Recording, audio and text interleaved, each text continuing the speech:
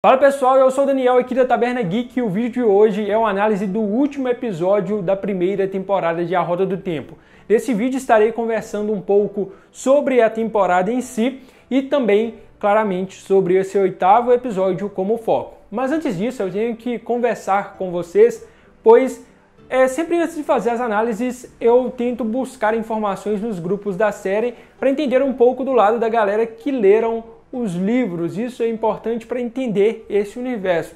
E vi que esse último episódio foi muito negativo para essas pessoas que acompanharam essa obra lá na leitura e etc. E também um pouco até de agrado para quem não leu os livros, então vai gerar essa divisão de opinião e esse buchicho aí com certeza. E após o fim da segunda temporada de The Witcher, que eu tive uma experiência sendo um leitor daquela obra e vendo adaptações bem modificadas acontecendo naquela segunda temporada, isso me fez refletir muito sobre essa questão de adaptar algo para a TV, algo para o cinema. E eu penso o seguinte, quando a obra dos livros é adaptada para esse formato, é óbvio que vai haver modificações. Se a pessoa que leu não conseguir entender isso, é melhor nem assistir. Mas eu tenho um ponto de defesa ao leitor, porque a pessoa que lê, ela dedica um grande tempo para dedicar e entender aquela obra, aquele universo. Então ela tem total direito de fazer suas críticas, seja positiva ou negativa. E aí vai para a visão de quem vai adaptar isso. No caso da série A Roda do Tempo, é o Rafe Judkins. Quando a pessoa ela vai adaptar um universo na TV ou no cinema, ela tem que entender que aquele produto não é completamente seu. Ela tem uma metade ali que não é sua. Se você quer algo novo com a sua cara, vai criar uma nova obra ali, criar algo do zero, não pega a adaptação de algo que já foi construído em um outro formato, no caso aí dos livros. E na hora de adaptar, você tem que criar algo em que você consiga encaixar bem esses eventos naquele formato, consiga trazer o público geral para conhecer essa obra, mas também consiga agradar quem lê os livros. Nesse caso, quem fez a leitura desses livros, você precisa agradar essas pessoas, porque, como eu disse, são pessoas que dedicaram o tempo para isso e na hora de ler você sempre está imaginando aquele universo e ter a oportunidade de ver isso em tela é algo magnífico. E quando você vai assistir algo e ver que está totalmente diferente, isso gera um incômodo e isso que ocorreu no oitavo episódio para as pessoas que leram, então eu tenho que entender essa parte. Na hora de adaptar, quem está adaptando, quem está à frente ao projeto, ela tem que entender que a pessoa tem que agradar dois públicos, tem que ver esses dois lados. Mas enfim, esse é um recado que eu queria passar e vamos aí para os comentários do oitavo episódio. O oitavo episódio em si, ele inicia com a tensão bem alta, sabe? Eu fiquei bem tensionado porque aquela parada do Rand tá indo lá em busca do Tenebroso, a Moiraine conversando. Tem a cena que eu acho que me pegou muito, é a Moiraine sendo atingida lá, por uma estaca, pelo que seria o Tenebroso, por um sonho do Rand, e aquilo já deixou, putz, isso daí já começou muito bem.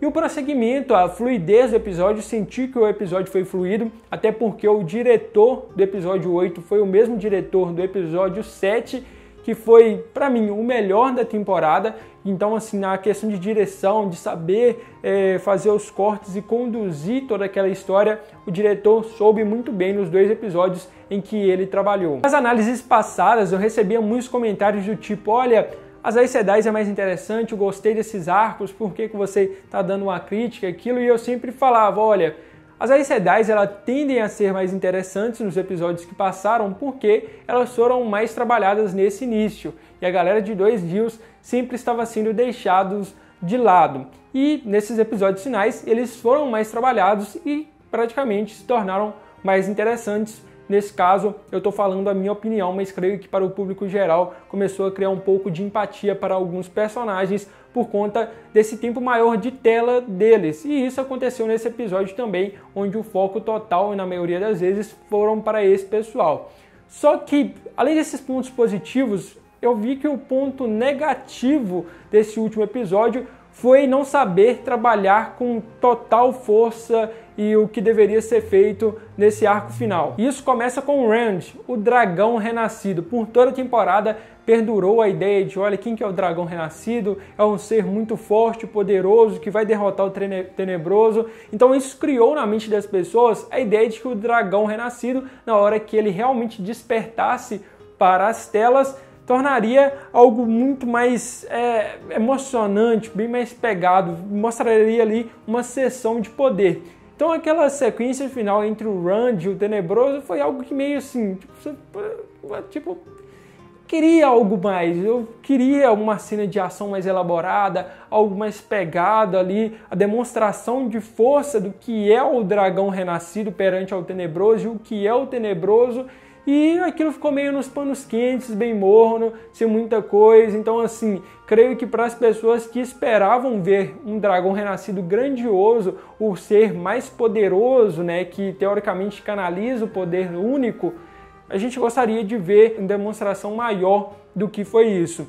E temos um outro personagem que eu acho que me decepcionou também nessa última jornada, que foi o Perrin, velho. O Perrin teve aquelas cenas dele lá com a questão do olho dourado, brilhando, os lobos e etc. Na hora que eu pensei assim, olha, agora que a parada vai rolar, vai ter uma cena mostrando o poder do Perrin também, com a questão lá do Padan Fain e o roubo e tudo assim, ele ficou só olhando aquilo passar e acontecer, então meio que deram uma nerfada no personagem, no que ele poderia ser. E por fim, temos ali a Egwene e a Nynaeve, né? Aquela cena... A cena que você olha e pensa assim, poxa, vai dar merda, porque teve aquela canalizadora que foi rejeitada lá para ser a Aes Sedai, então você já sabe que ela não tem um poder suficiente para controlar, para conseguir conduzir ali o poder único.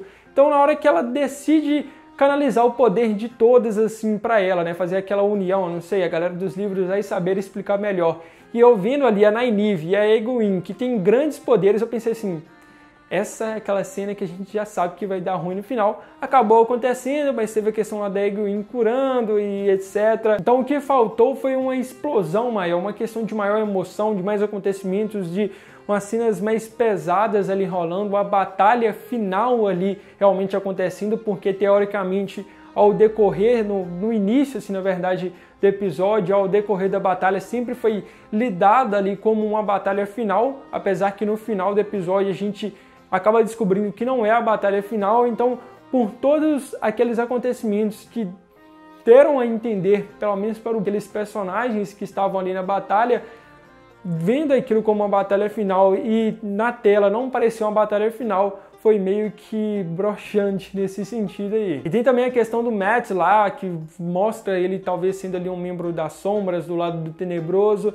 e aquilo me cheirou muito a questão de que o ator que faz o Mat, ele não vai para a segunda temporada, tá? Ele não sei o que aconteceu, mas ele saiu da série, já tem outro que vai assumir o seu lugar. Então todas aquelas cenas ali foi tipo assim, essa é uma parada aí que já parece que o ator já tinha decidido de sair há muito tempo, então só jogaram aquilo ali para já finalizar aquele arco e não dizer que não mostrou o Mat no final ali, mas assim, um arco meio jogado de lado. Enfim, a primeira temporada eu curti, como eu disse, eu acho que é uma temporada de evolução, mas vamos aguardar para uma segunda temporada. Eu acho que é uma segunda temporada, eu penso que uma segunda temporada é a temporada que é a divisora de águas, que vai definir se A Roda do Tempo é uma série realmente a ser seguida até o final ou se é uma série que você já pode deixar de lado, pois tem muitos erros acontecendo ali e tem coisa que não tá legal. Então o vídeo foi esse, pessoal. Muito obrigado por sua visualização e por ter acompanhado essa jornada de análises aí dos episódios de A Roda do Tempo. Se você gostou desse vídeo, deixe seu like, se inscreva no canal e ative o sininho de notificações. Não se esqueça de me seguir nas minhas redes sociais que está aqui embaixo. E muito obrigado por sua visualização e um Feliz Natal para todos vocês. Fui!